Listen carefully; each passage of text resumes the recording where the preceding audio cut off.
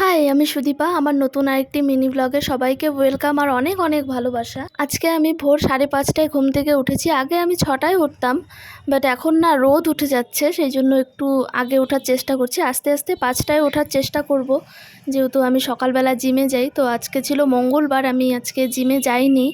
আজকে আমি একটু হাঁটতে গেছিলাম, কারণ নিজেকে একটু রিল্যাক্স না করলে হয় না।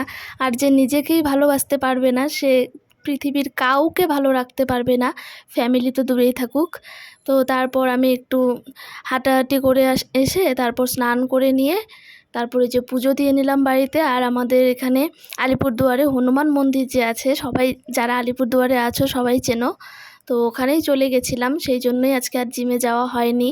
জিমে গেলে লেট হয়ে যেত, আর 11টা 11:30টার পর না মন্দির বন্ধ করে দেয়, আবার বিকেলে খোলে, সেই জন্য একটু তাড়াতাড়ি যাওয়া। আমি আর আমার বর মিলে চলে গেছিলাম। তারপর খুব ভালোভাবে পুজো দিয়েছি, অনেকক্ষণ টাইমও দিয়েছে পুরোহিত মশাই, খুব ভালোভাবে পুজো দিয়েছি।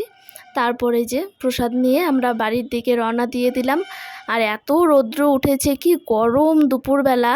আর এদিকে দেখো বিকেল হতেই একদম বৃষ্টি বৃষ্টি ভাব। আমাদের উত্তরবঙ্গের তো এটাই স্পেশালিটি যে সকালের দিকে যদি রৌদ্র থাকে, বিকেলেই বৃষ্টি দিয়ে দেয়। খুব সুন্দর ওয়েদার আমাদের এদিকে।